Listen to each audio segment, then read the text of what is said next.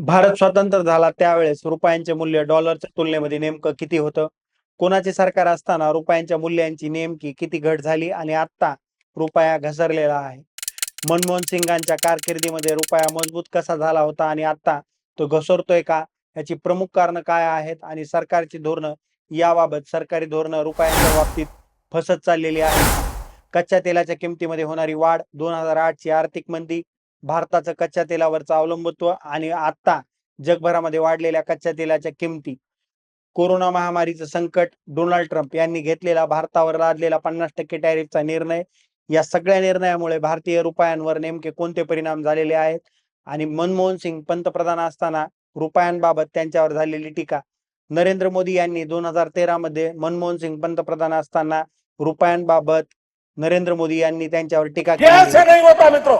मैं शासन में बैठा हूं, मुझे मालूम है इस प्रकार से रुपया इतनी तेजी से गिर नहीं सकता। अरे ये नेपाल का रुपया नहीं गिरता है, बांग्लादेश की करेंसी नहीं गिरती है, आणि रुपयांची काय परिस्थिती आहे, टॅरिफचा रुपयांवर काय परिणाम झालेला आहे? भारत पाकिस्तान की करेंसी नहीं गिरती, श्रीलंका की करेंसी नहीं गिरती। क्या कारण है हिंदुस्तान का रुपया पतला होता जा रहा स्वातंत्र्य है? झाल्यापासून म्हणजेच 15 ऑगस्ट 1947 पासून आजपर्यंत भारतीय रुपयाने एक नाटकीय आर्थिक प्रवास केला आहे. 1947 मध्ये जेव्हा एका डॉलरचं मूल्य मात्र 3 रुपये 30 पैसे होतं, तेव्हापासून ते आजपर्यंत म्हणजेच 88.72 रुपयापर्यंत ते पोहोचलं आहे. गेल्या 78 वर्षात रुपयांची 26% घसरण झाली आहे. ही घसरण केवळ आर्थिक विषय नाही, तर भारताच्या राजकीय, भूराजकीय आणि आर्थिक धोरणांचा एक आरसा आहे, दर्पण आहे, जो भारताला दाखवत आहे. भारत स्वतंत्र झाला त्यावेळी एका रुपयांचे मूल्य एका डॉलरच्या तुलनेमध्ये बरोबरीचं मानलं जाण्याचा एक गोड गैरसमज आहे. खरं तर भारत स्वतंत्र झाला 15 ऑगस्ट 1947 रोजी, त्यावेळेस एका डॉलरचं मूल्य 3 रुपये 30 पैसे इतकं होतं. कारण भारतीय रुपया त्यावेळी ब्रिटिश पाऊंडशी जोडला गेलेला होता आणि पाऊंड देखील स्वतः डॉलरशी एका निश्चित दरावर जोडला गेलेला होता. 1950 ते 1966 पर्यंत भारताने निश्चित विनिमय दर प्रणाली स्वीकारलेली होती.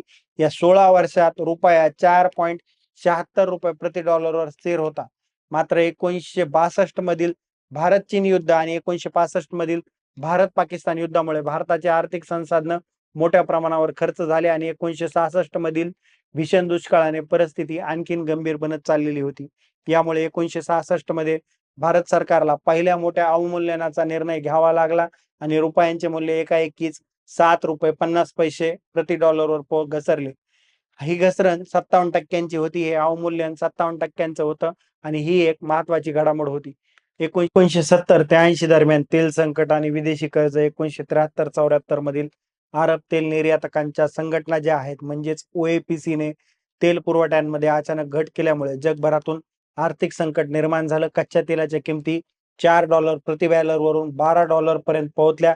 भारत जो लगभग 100% तेल आयातीवर अवलंबून होता, यामुळे आर्थिक संकटातून भारत कसा तरी पुढे आला.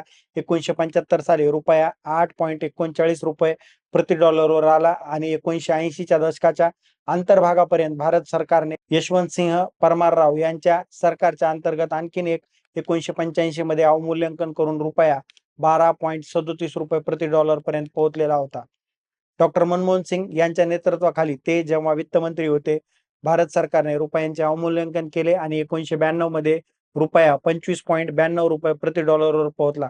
त्यानंतर भारत सरकारने उदात्तीकरण, खाजगीकरण आणि वैश्वीकरण म्हणजेच लिबरलायझेशन, प्रायव्हेटलायझेशन आणि ग्लोबलायझेशन असं LPG धोरण स्वीकारलं आणि त्यानंतर मनमोहन सिंग यांच्या काळात म्हणजेच त्यांच्या पंतप्रधान पदाच्या काळात म्हणजेच 2004 मध्ये 45.32 वरून 2008 मध्ये रुपया 43.51 रुपये प्रति डॉलरवर आला आणि 2007 मध्ये 41.35 रुपये प्रति डॉलर पर्यंत पोहोचला.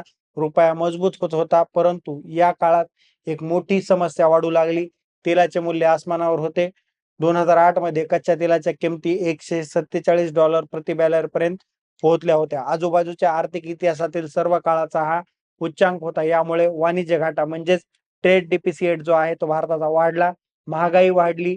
विदेशी गुंतवणूकदारांनी आपली गुंतवणूक मागे घेण्यास सुरुवात केली. 2008च्या जागतिक आर्थिक संकटामध्ये भारताची अर्थव्यवस्था परोक्षपणे प्रभावित झाली. जरी भारत पूर्ण भांडवलासह खाते रूपांतरणासह नव्हता, तरीही निर्यात 2008 मध्ये संकुचित होऊ लागली. परंतु मनमोहन सिंग सरकारने आक्रमक आर्थिक उद्दीपन म्हणजेच स्टिम्युलस देऊन अर्थव्यवस्था जी आहे ती चालू ठेवली. 2014 मध्ये जेव्हा पंतप्रधान नरेंद्र मोदी सत्तेत आले तेव्हा रुपयांचे मूल्य 62.33 रुपये प्रति डॉलर इतकं होतं. पहिल्याच वर्षात 2014-15 मध्ये रुपया 63 वरून 65 रुपये प्रति डॉलर पर्यंत घसरला. नोव्हेंबर 2025 मध्ये रुपया 88.72 रुपये प्रति डॉलरवर पोहोचलेला आहे आणि काही दिवस अगोदर 89 रुपयांना देखील त्याने स्पर्श केला. डोनाल्ड ट्रम्प यांनी ऑगस्ट 2025 मध्ये भारताच्या बहुतेक निर्यातीवर 50% टॅरिफ लादले, ज्यामुळे भारतीय रुपया अमेरिकी डॉलरच्या तुलनेमध्ये 87 ते 89.66 पर्यंत घसरला होता, जो आशियातील सर्वात खराब करन्सी साबित झाला होता. हे टॅरिफ निर्यात कमी करतात आणि विदेशी गुंतवणूक कमी करतात आणि आयात महाग होऊन रुपयांवर दबाव निर्माण करतात. नवीनतम आकडेवारीनुसार मे ते ऑक्टोबर 2025 दर 28.5% घसरलेली आहे. विरोधकांची टीका होत आहे. काँग्रेस नेते राहुल गांधी यांनी टॅरिफ आर्थिक ब्लॅकमेल आणि भारताला अन्यायकारक ट्रेड डीलकडे ढकलण्याचा प्रयत्न असल्याचं म्हटलं आहे. मोदींची डिप्लोमसीला त्यांनी अपयशी ठरवलेलं आहे. विरोधकांनी रुपयांच्या घसरणीसाठी मोदी सरकारची आर्थिक धोरणं, ट्रम्पशी संबंध आणि पूर्वीच्या युपीए काळाशी तुलना करत त्यांच्यावर टीका केलेली आहे. जसं की नरेंद्र मोदी यांचं 2013चं विधान मोदींच्या विधानात ये जवाब देना पड़ेगा आपको, देश आपसे जवाब मांग रहा है. करून दिलेली आहे. प्रियंका गांधी सारख्या नेत्यांनी सुद्धा रुपयाच्या ऐतिहासिक घसरणीवर केंद्र सरकारला जबाबदार धरलेला आहे. आणि याबाबत नेमकं तुम्हाला काय वाटतं हे आमच्या या युट्यूबच्या कमेंट बॉक्समध्ये कमेंट करून नक्की कळवा. आणि सर्वात महत्त्वाचं, आमच्या या युट्यूब चॅनलला सबस्क्राईब करायला विसरू नका.